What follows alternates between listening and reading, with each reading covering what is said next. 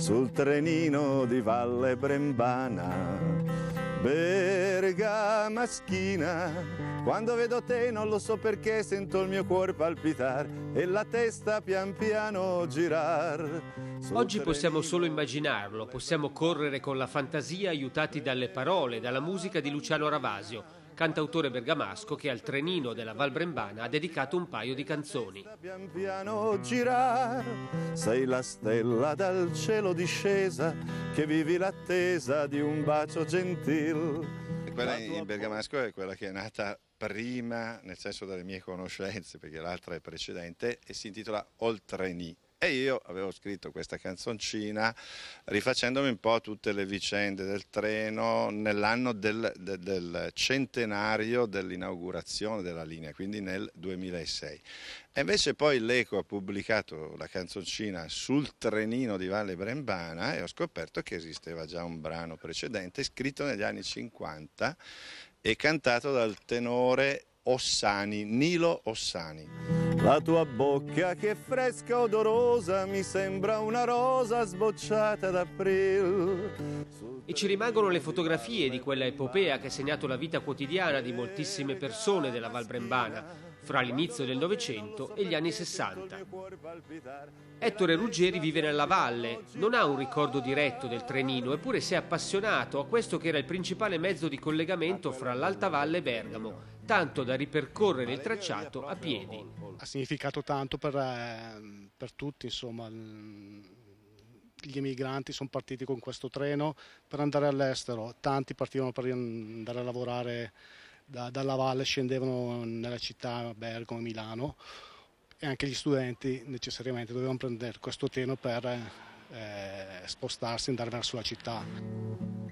Era un treno turistico, quelli sono anche gli anni dello splendore di San Pellegrino, ma anche un treno merci che serviva a molte delle aziende della zona. Oltre alle celebri acque minerali, sulla linea transitavano le merci delle cartiere, i marmi della Valparina, la fluorite e il legname proveniente dall'Alta Valle. Questa è la stazione della ferrovia della Valle Brembana, è stata edificata agli inizi del secolo, in stile Liberty, e da qui il 12 luglio del 1906 è partito il primo trenino per la Valle Brembana. Il biglietto all'epoca costava andata e ritorno circa 3 lire. Qualche fermata nell'abitato di Bergamo, poi il trenino iniziava la sua salita verso l'Alta Valle, primo stop all'esterno della città. Siamo a Ponte Ranica e questa è la prima stazione fuori dalla città. È anche il punto di partenza della pista ciclabile del Parco dei Colli. Poco lontano è rimasta la galleria con pannelli e fotografie che illustrano le caratteristiche del treno. La parte più suggestiva del percorso nei pressi di Sedrina, dove il tracciato correva su un ponte poco sopra il corso del Brembo. Oggi in quel punto si intrecciano e si sovrastano diversi ponti stradali. E sono passato poi nella zona che attualmente è quella che la maggior parte della gente non conosce, è quella zona che da Villa d'Almè sale verso Zogno ed è la parte un po' più suggestiva, più turistica.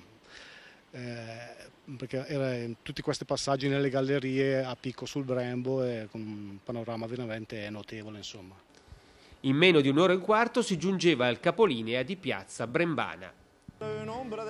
Alla fine degli anni 50, a fianco del servizio ferroviario, iniziò anche un servizio automobilistico per la ferrovia, ormai fatiscente negli impianti e obsoleta nei mezzi di trazione. Era l'inizio della fine. I suoi ricordi giovanili c'è anche il viaggio in treno?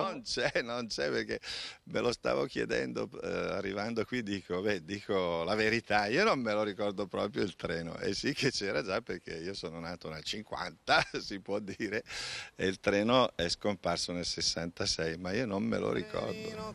Negli ultimi anni gran parte del tracciato della ferrovia da Zogno a piazza Brembana è stato riconvertito in pista ciclabile. Certo, vista con il senno di poi, l'eliminazione della ferrovia è davvero un errore.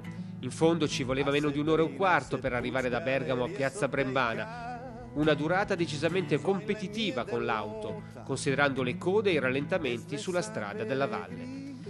C'è un progetto di ripristino di una parte del tracciato, così come è stato fatto per la ferrovia della Val Seriana, trasformata in tranvia, ma i costi non sono cosa di poco conto.